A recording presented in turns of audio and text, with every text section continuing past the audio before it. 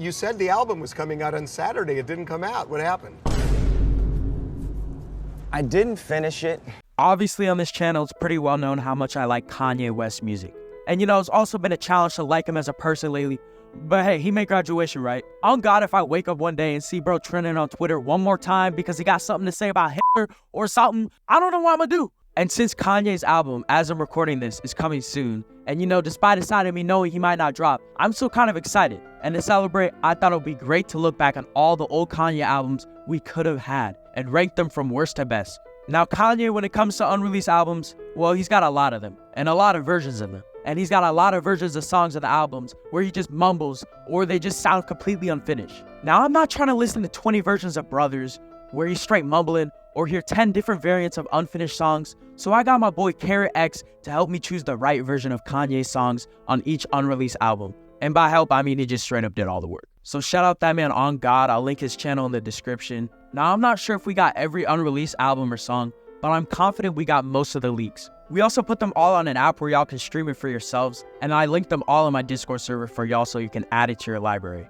Now, this video was months in the making, and I almost shed tears sitting on my desk listening to the same albums on rotation for weeks on end. So I would appreciate if y'all would subscribe and like. It would go far for the channel.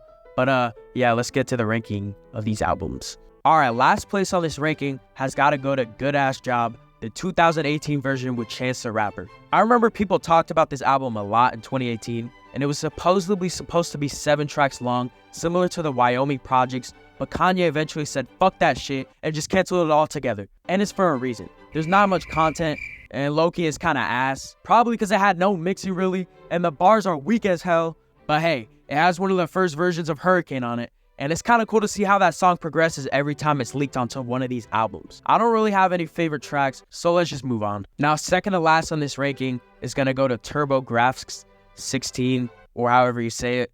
After The Life of Pablo was released, Kanye announced this album, and it was intended to be released in the summer of 2016. Kanye wanted to pursue a futuristic sound, wanting to incorporate video game samples into the record. However, work on the album was short-lived as Kanye began touring in August 2016 and just scrapped the concept entirely after being diagnosed with bipolar. Now, this album isn't horrible, and it's of course just rough drafts, and not a ton of songs were leaked. That's kind of the reason why this album is so down low in the ranking, and why some of these albums are going to be so low.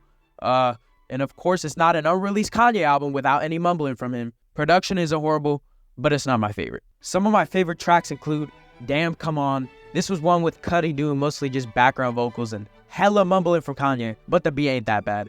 No Reason, hella mumbling from Kanye again, but the beat kind of go hard, and Post Malone kind of snapped a bit. And then we got Euro 2. Alright, Taken 14 is going to war with James Blake and No ID. This was a collaborative project between the three. Apparently, sessions for the project began around April or May 2022. During a Drink Champs interview, Ye referred to these sessions as work for their album, and 3 songs for the project were played at a party featured on Naomi Campbell's Instagram. The project is presumably scrapped because of Kanye's praise for Hitler and his anti-Semitic remarks. Considering that James Blake has previously canceled projects with Kanye due to his radical political views, I don't blame him. This album has some soft production and pretty good vocal works, and the 3 together make a pretty good team, not gonna lie. Some of my favorite tracks are probably Always, and then Let It In, which honestly has some incredible chord progressions in the song, and some soft vocals from James at the end, which low-key got me in my feels. Taking number 13 on this list is Cruel Winter, the 2016 version. After Cruel Winter ended production in 2013, Kanye revived it in 2016 with only one official single release, which I think is Champions. Travis Scott was the executive producer of this album, which is pretty cool. The label supposedly worked on it as late as November 2017, but the album has yet to come. And honestly, I doubt this album will ever come out. This album includes All I Know, which was given to The Weeknd eventually for Starboy, except this version is 12 minutes, with yet again some incredible mumble rapping by Kanye. This album has some pretty hard production, but it's hard to put this higher up because it has such little content, with one of the songs just being a remix of Panda. Champions remix goes pretty hard though, I can't lie. Some of my favorite songs of this album include Champions remix, All I Know, despite it being 12 minutes long and it had me almost sleeping, it's still an iconic Weeknd song. And then Circle, which is pretty catchy. Alright, taking number 12 for this ranking is probably going to Cool Winter, the first version in 2013. This was the first version of the sequel to the 2012 Cruel Summer, and not much is really known about this era. This album includes the song Can't Look in My Eyes, which samples Daft Punk's Son of a Flynn and Michael Jackson. This song was later given to Cudi and became Too Bad I Have to Destroy You Now. Honestly, despite it being unfinished, I like the version with Kanye and Cudi better, to be honest. This album has some pretty soulful production and has some pretty interesting elements to it, but yet again, it falls flat because there's little content on it. Number 11 on this list is probably going to Jesus is Lord with Dr. Dre. Since Jesus is King had mixed reviews, Kanye then announced that he was working on an album with Dr. Dre that initially was conceived as a remix album, but eventually it started incorporating unreleased material. This album includes Use This Gospel, the remix version, which ended up being given to God Dude. But yeah, Jesus is King is definitely overhated, but it's still not Kanye's best work, and this album really is just a bunch of remixes of already released songs with some solid unreleased material. And this album actually seems to be somewhat finished, so I feel like it gets extra points for that. Some of my favorite songs include Every Hour, which is a remix of Salah, Water, and then LA Monster. Next up on this list, starting the top 10, is probably going to be Donda 2. This album was announced by Ye via Instagram, being executive produced by Future. He hosted a listening party in Miami in which a lot of the songs were unfinished. It was released on a stem player a few days later, which was insanely overpriced. Kanye, nobody's gonna buy a stem player for $200 because I ended up just looking it up on YouTube. This album includes songs like 530, which was a popular unreleased track from this era. This album is it's kind of good on some aspects, and then other times it's not really hitting the same. The album is somewhat finished, but it's still not worth $200. But honestly, Donda 2 is still more efficient and more finished than the other albums. Taking number 9 on this ranking is God's Country. This album was made shortly after Jesus is King, when Kanye began working on new material for this era. Songs from this era revolve around his faith, while also consisting of dark themes. Tracks from this album will go on to be developed further in the Donda with Child era. This album low-key got some fire tracks, like a bunch of OG versions of tracks on Donda were there, and a version of Future Sounds that Travis ended up taking later for his album Utopia. This album low-key had a pretty good vibe to it, and sounds somewhat finished, but shows direction on what Kanye is trying to do. And some of the tracks would honestly make some good releases. Some of my favorite tracks are Blood of the Lambs, Tulsa, or whatever, Off the Grid, Future Sounds, and Palm Springs. Alright, taking number 8 on this ranking is Donda with Child. With Kanye having new inspiration to work on an album dedicated to his mother, Kanye continued working on previous demos and new ideas. This music of this era reflects Donda's impact on Kanye in a colorful sound while reflecting his mania and the stress he's been going through. Kanye went into silence in early 2021, finishing up tracks until the album morphed into something very different. This album truly shows some of Kanye's geniuses with Donda. The OG leaks of songs from the album really show Kanye's vision. This album shows the OG versions of songs like Hurricane, Off the Grid, and songs like Future Sounds and God's Country, which was handed to Travis Scott for his album. Some of my favorite tracks include Alien, God's Country, Future Sounds, The Glory, and Life for the Party. Taking number 7 on this ranking is Swish. Kanye began to develop new songs throughout mid-late 2015 for this album, with most of them eventually making it onto the final release of The Life of Pablo. Kanye also continued to work on many So Help Me God and Yeezus 2 tracks, but by the end of 2015 and the start of 2016, Kanye had dropped most of these tracks from the tracklist for Swish, which began to resemble the final The Life of Pablo tracklist. This album is mostly just rough drafts from The Life of Pablo, but it also shows cooler alternate versions from songs like Father Stretch My Hands, which has Kendrick Lamar.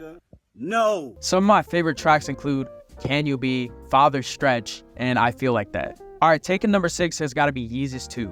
After Rick Rubin cut down Yeezus, Kanye still found potential in the cut material, and shortly after Yeezus was released, an EP of leftovers called Lost Yeezus was teased. The project then became a full album of mostly new material. This album will become So Help Me God as the songs evolved. Yeezus 2 had a lot of material from Yeezus and other unreleased albums. Some of the songs of this album have a lot of potential to be some great Kanye tracks.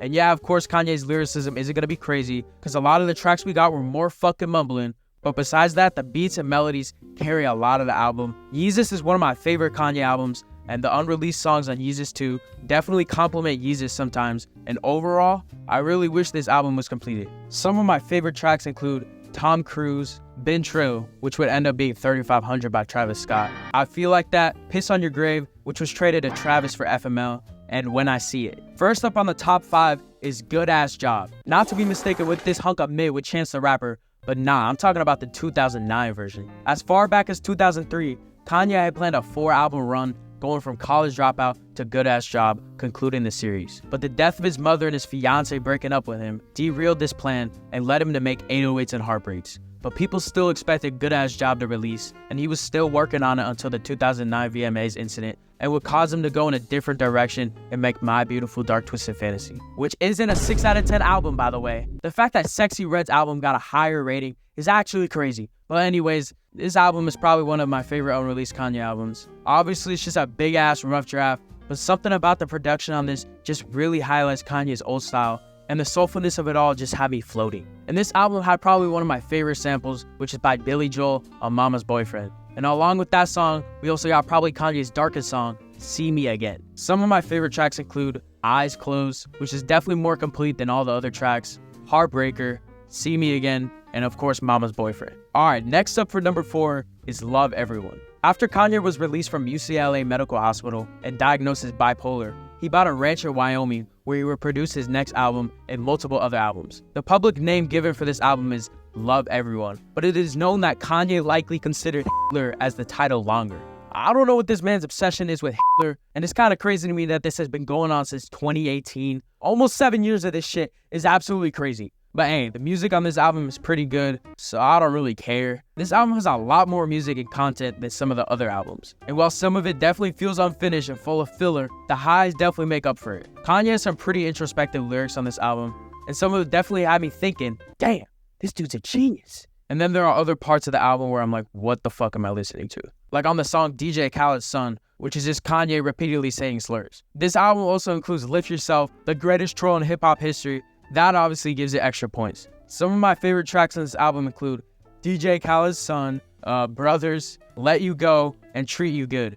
Alright, taking the third spot for top 3 is So Help Me God. This album was announced in February 2015 and is one of Kanye's most infamous unreleased albums. It's essentially being a more advanced version of the songs made in the Yeezus 2 era. I remember this album had a lot of hype as the teaser tracks Wolves, All Day, and Only One were revealed to the public. Despite being intended to release in March 2015, Kanye never finished it, and only a few songs ended up on The Life of Pablo. This album honestly is so goddamn good, and sounds like the cleanest out of all the unreleased albums. After listening to Kanye mumble and hearing horrible mixing on some of these albums, it was refreshing to hear an album that has solid production and less mumbling. And I don't get why Kanye could just look at an album and say, yeah, I'm not releasing that shit. Some of my favorite tracks include The Mind is Powerful. This song is a lot of mumbling, but goddamn, I love the guitars on this. And then we got Midas Touch, Can You Be, which is one of Kanye's most popular unreleased tracks, and is probably one of my favorites. And then Tell Your Friends, which is super groovy, and I wish this song actually got finished